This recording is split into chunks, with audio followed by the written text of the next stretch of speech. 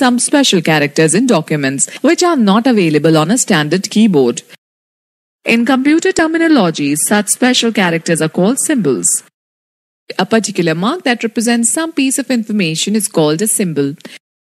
How to insert a symbol? Place the cursor at the position where you want to insert a symbol. Click the Insert tab. Simply click the Symbol button in the Symbols group and select the desired symbol from the displayed option. If you want to choose a symbol from the available list of options, then select More Symbols option. The Symbol dialog box appears. The Symbols tab is selected by default. Select the font of your choice from the font drop-down list, example Wingdings, and the list of symbols displays accordingly. Choose the desired symbol and click on the Insert button. Click on the Close button to close the box. Let us understand this through an activity. Type the given text. Let us apply some of the formatting features of MS Word 2010. Select the text Mark Zuckerberg in the first paragraph. Click the Home tab, select the font face Arial Black and select the font size 18 in the font group. Now select the word Facebook in the second sentence of the first paragraph. Apply bold and italic effects to it. Center align the first and second paragraph. Apply the double line spacing to the third paragraph. Now insert page number, date and time in the header section of your document and insert your name in the footer section using header and footer group on the Insert tab. Insert a desired symbol at the beginning of the document. Select the words Time Magazine and the time person of the year in the last line of the document. Convert the case into uppercase. Place the cursor at the end of the last paragraph and press the Enter key. Add the achievements of Zuckerberg by setting the tab and leader line. Save the document.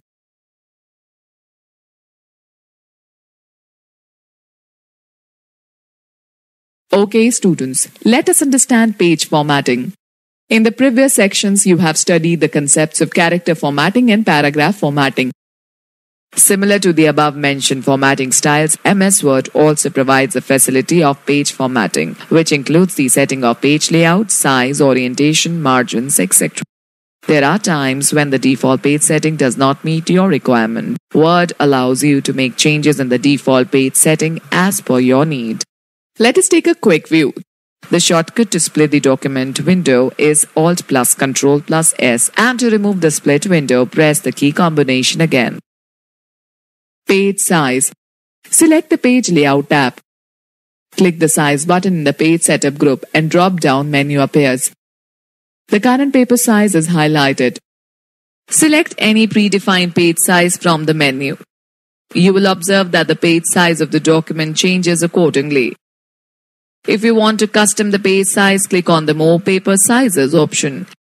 The Page Setup dialog box will appear. By default, Paper tab is selected. Select the required size from the displayed list under Paper Size section and click OK. Page Orientation. Click the Orientation button in the Page Layout tab. It will display two options, Portrait and Landscape. Change the page orientation by selecting the desired orientation option. Okay, students, note the default page size in Word is letter, that is 8.5 inches into 11 inches. Portrait is the default page orientation in MS Word. Margins. In the previous sections, you have studied about margins. Page margins are the blank space around the edges of the page. You can change or set the page margins in two ways. Using the ruler bars. Using Page Setup dialog box. Setting margins using the ruler bars. Place the pointer on the indent markers present on the left horizontal ruler bar. The pointer changes into double-headed arrow as shown in the figure. Now drag the mouse pointer to the right to increase and to the left to decrease the margin. After setting the margin, release the mouse button and observe the changes in the left margin setting on your page. Similarly, you can change the right margin as well as top and bottom margins. Students, let us know more. Setting margins. The small double-headed arrows on the ruler are used for indenting paragraphs. They are often at the same place as page margins. Hence, you need to be careful so that you move the margin markers and not the arrows. Setting margins using the Page Setup dialog box. Let us learn how to set margins using the Page Setup dialog box. Select the Page Layout tab. Click the Margins button in the Page Setup group.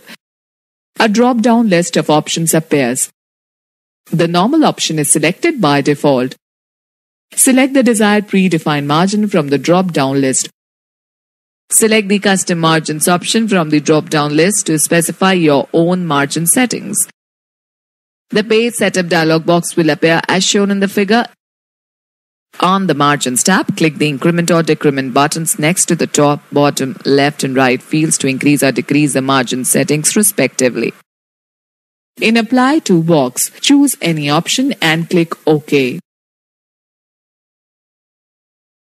OK, students, note, you can also open the Page Setup dialog box by clicking on the dialog box launcher of the Page Setup group. Let us discuss about header and footer.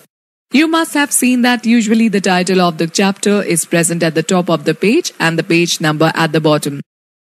In literary terms, they are called header and footer. Since they appear at the top and bottom of the page respectively, header and footer are those little identifiers that run across the top and bottom of the document respectively.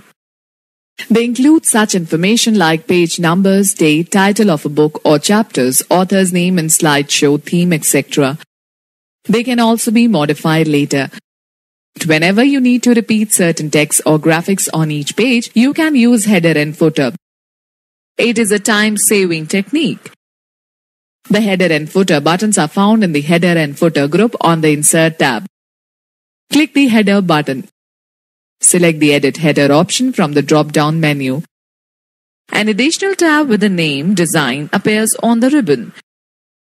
On the top of the page, you will find the header box, which is separated from the rest of the page with a dotted line. Click in the header box, then type the text you want. Example, Kipps Publishing World on the left side. Press the Tab key twice. The insertion point will jump to the right side. Click on Date and Time button in the Insert group on the Design tab. Choose a suitable date and time format in the Date and Time dialog box and click OK.